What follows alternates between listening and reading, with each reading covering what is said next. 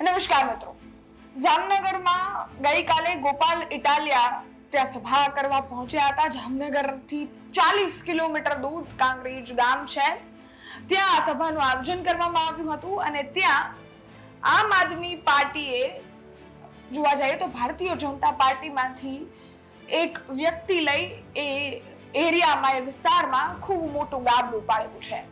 એમ જોવાય કે ગોપાલ ઇટાલિયાનો ગેર બદલ્યો, કારણ કે જામનગરમાં શું કરવાને બોલાવી છે કે બેસાડવી છે લોબી. ગોપાલ ઇટાલિયા વિસાવદરના ધારાસભ્ય છે. ગોપાલ ઇટાલિયાને જીતાડવા માટે અનેક લોકોએ વિસાવદરમાં મહેનત કરી હતી. વિસાવદરમાંથી એ જીત્યા ત્યારબાદ આપણને એમ હતું કે વિસાવદરમાં ખૂબ જોરો શોરોથી બોલી રહ્યા હતા, કામ થશે, પણ વિસાવદરમાં કામ તો થયા નથી ભાઈ.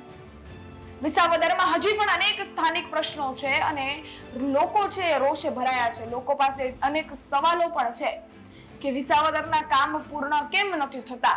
જ્યારે તમે વાતો કરી રહ્યા છો અને ભારતીય જનતા પાર્ટી વિરુદ્ધ અનેક જોવા જાય તો આરોપ મૂકો છો, આક્ષેપ મૂકો છો, વિધાનસભા જઈ અને વાતો કરો છો, પરંતુ જ્યારે કામની વાત આવે ત્યારે લોકોના મુખેથી એ વાત સાંભળવા કેમ મળે છે કે ગોપાલ ઇટાલિયા ફોન નથી ઉપાડતા, ગોપાલ ઇટાલિયા કામ નથી કરતા, ગોપાલ ઇટાલિયા જ્યારે મત જોતું હતું ત્યારે અમારા વિસ્તારમાં આવ્યા, અમને ખૂબ કહ્યું, અમે વિશ્વાસ કરી મત આપ્યો, પરંતુ અમારો મત છે એ ક્યાંક જોવા જાય તો વેસ્ટ થયો છે.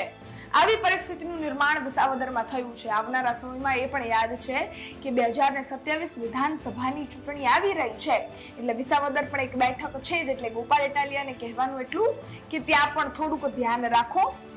સૌપ્રથમ તે જામનગર જઈ અને ત્યાં વાત કરી છે તેમણે, એ સાંભળીએ. ત્યારબાદ ભારતીય જનતા પાર્ટીમાંથી એવું તો કયું નામ આમ આદમી પાર્ટીમાં જોડાઈ ગયું જેનાથી એનો આટલો બધો ફાયદો થઈ શકે એમ છે, અને ગોપાલ ઇટાલિયા એવું કેમ બોલ્યા છે કે વિસાવદર વાળી થશે. સૌપ્રથમ ગોપાલ ઇટાલિયાનું નિવેદન સાંભળો, ત્યારબાદ વિગતે વાત કરીએ. પીઠ અનુભવી અને સમાજમાં જેનું ખરેખર માન મોભો હોય એવા આગેવાન આમ આદમી પાર્ટી સાથે જોડાય એ અમારા માટે બહુ ગર્વની બાબત છે.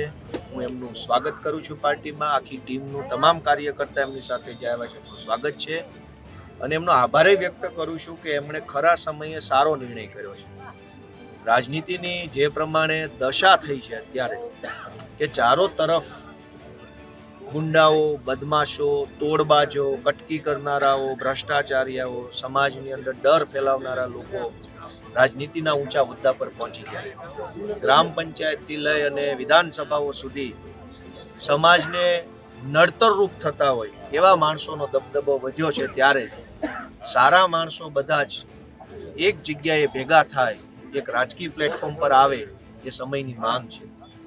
જે રીતે ગુજરાતની અંદર વારંવાર સરકારે એવા પરિપત્ર કરવા પડે છે કલેક્ટરોને, મામલતદારોને, એસપી, પીએસઆઈઓને કે ધારાસભ્યોનું માન સન્માન જાળવજો.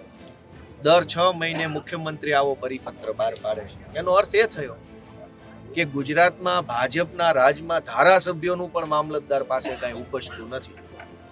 હું વિપક્ષનો ધારાસભ્ય છું એટલે કદાચ મારું ન ઉપજે તો એમાં બહુ કંઈ દુઃખ લગાડવા જેવું નથી, પણ ભાજપના ધારાસભ્યોનું જો મામલતદારો પાસે ન ઉપજતું હોય તો એ ખરેખર બહુ ચિંતાનો વિષય છે. આજે ખેડૂતોની પરિસ્થિતિ ખૂબ કપરી બની છે. આ વર્ષમાં 2 વાર માવઠા આવ્યા. હજુ માવઠાની તો મોકાણ પૂરી નથી થઈ. નવેમ્બર ડિસેમ્બર વાળા માવઠાની ત્યાં પાછું આ માર્ચ મહિનામાં માવઠું આવ્યું.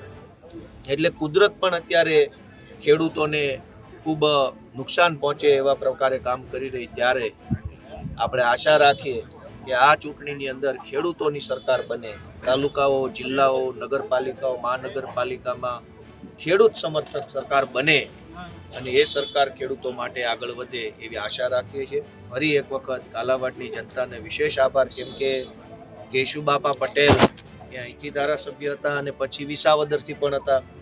કેશુબાપા જેવા કદાવર ખેડૂત આગેવાનના પગલા ઉપર ચાલવાની મને જે તક મળી છે વિસાવદરનું નેતૃત્વ કરીને, એ બદલ હું આ વિસ્તારની જનતાનો અને વિસાવદરની જનતાનો આભાર વ્યક્ત કરું છું.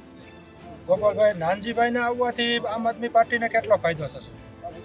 આબરૂદાર માણાની હારે હાલો તો તમારી આબરૂ વધે. એ આપણા સમાજમાં એટલે આમ આદમી પાર્ટી સામાન્ય પરિવારમાંથી આવતા સીધા સાદા યુવાનોની પાર્ટી છે. એમાં હવે અનુભવી અને આબરૂદાર નાનજીભાઈ જેવાની અમને ઓછ મળી છે, છાંયો મળ્યો છે. અમે રેઢા મથ્યા કરતા હતા જુવાનિયાઓ, હવે આ છાંયો થઈ ગયો છે, મોટો છાંયો આવ્યો છે માથે. વળી અનુભવી છે, વળી આબરૂદાર છે, વળી સમાજની અંદર જેમની માન પ્રતિષ્ઠા છે, એમના આવવાથી મને પૂરો વિશ્વાસ છે કે સમાજનો, જનતાનો, લોકોનો આમ આદમી પાર્ટી પર વિશ્વાસ વધશે. કેમ કે આ એક ગેરેન્ટર જેવું કામ હોય. સમાજના આગેવાનો છે એ ગેરેન્ટર જેવા હોય. કોક તમારી હવે નાનજીભાઈ ઉભા રહીને એમ કહેશે કે આમ આદમી પાર્ટીની કે ગોપાલભાઈની જવાબદારી મારી, તો 500 જણા મત આપે. હું એકલો કહું તો 200 જણા આપતા હોય. સારો માણસ તમારી આંગળી ચીંધે તમારા તરફ, સારો માણસ તમારી ભલામણ કરે તો પણ સમાજમાં એનો ફાયદો થતો હોય. તો નાનજીભાઈ તો હવે છેડે છોક આમ આદમી પાર્ટીમાં જોડાણ, એટલે મને એવું લાગે છે કે કાલાવડમાં હવે વિસાવદર વાળી થાય. કેટલી સીટ જીતવાની અપેક્ષા છે તાલુકા પંચાયત અને જિલ્લા પંચાયત? સીટનો આંકડો તો બુકી હોય જ કહીએ કે અમે તો એટલું કહીએ કે જનતા અમને આશીર્વાદ આપે. અમે નવા જુવાનિયાઓ છીએ, સંઘર્ષ કરીએ છીએ, પ્રમાણિકતાથી અમારું કામ કરીએ છીએ. એટલે અમારી આશા એવી છે કે જો અમારામાં સચ્ચાઈ છે, સમાજને દેખાય, અમારા પ્રયત્નોમાં નિષ્ઠા દેખાય, અમારામાં જરા કઈ હિંમત દેખાય, તો લોકો અમને એટલા બધા આશીર્વાદ આપે કે અમારી તાલુકામાં જિલ્લામાં સરકાર બની જાય. આપણે સાંભળ્યા વિસાવદરના ધારાસભ્ય ગોપાલ ઇટાલિયા, જેમણે ગઈકાલની સભાને લઈ વાત કરી છે. ગઈકાલની સભામાંથી એક નિવેદન આપ્યું છે અને સાથે જ જોવા જઈએ તો તેમણે આમ આદમી પાર્ટીમાં જે ભારતીય જનતા પાર્ટીના નેતા થઈ અને જોડાયા છે એવા નાનજીભાઈ ચોવટિયાની વાત કરી છે અને તેમજ એમણે એવું કહ્યું છે કે આબરૂદાર લોકો સાથે રહો તો તમારી પણ આબરૂ વધે છે.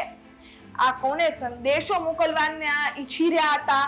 આબરૂદાર લોકોને લઈ કોની માટે વાત કરી રહ્યા હતા?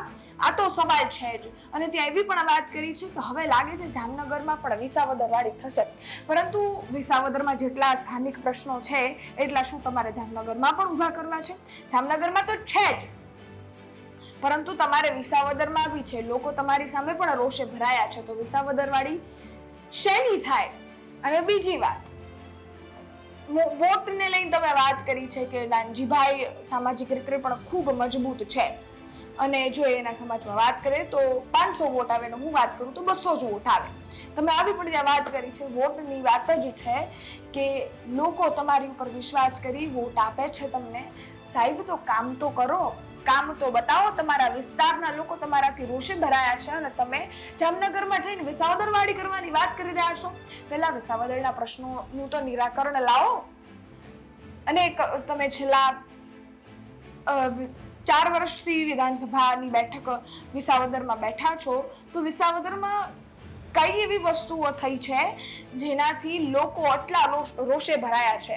અને લોકો એવું પણ કહી રહ્યા છે કે અમારા ધારાસભ્ય અમારા ફોન નથી ઉપાડતા. અમને આશા હોય કે અમારા ધારાસભ્ય અમારી સાથે આવી વાત કરે, બોલે, અમારા પ્રશ્નો સાંભળે, પરંતુ એ વસ્તુઓ નથી થતી. શું કામ નથી થતી? એ પણ સવાલ છે. ગોપાલ ઇટાલિયાને ફરી યાદ કરાવું કે 2027 આવી રહ્યું છે. વિસાવદરમાં અનેક પ્રશ્નો છે, નિરાકરણ લાવો. બાકી લોકો રોષે ભરાશે તો ફેસલા પણ અનેક જગ્યાઓએ બદલાઈ શકે છે તેવી શક્યતાઓ છે. જેટલા પણ લોકો આ વિડીયો જોઈ રહ્યા છે તેનું શું માનવું છે કોમેન્ટમાં જણાવજો. વિસાવદરના લોકો જો આ વિડીયો જોઈ રહ્યા હોય ત્યાંના સ્થાનિક પ્રશ્નો શું છે, તમને તમારા ધારાસભ્ય પાસેથી શું અપેક્ષા હતી જે વસ્તુઓ નથી થઈ, એ પણ અમને કોમેન્ટ બોક્સમાં અભિપ્રાય અમારા ચોક્કસથી જણાવજો. સાથે જ તમે યુટ્યુબ પર જોઈ રહ્યા હો, સબસ્ક્રાઇબ કરજો. ફેસબુક, ઇન્સ્ટાગ્રામ પર જોઈ રહ્યા છો, ફોલો કરજો. ફરી એકવાર મળીશું નવી માહિતી સાથે. ત્યાં સુધી રજા આપો. ધન્યવાદ. જય હિન્દ, જય ભારત.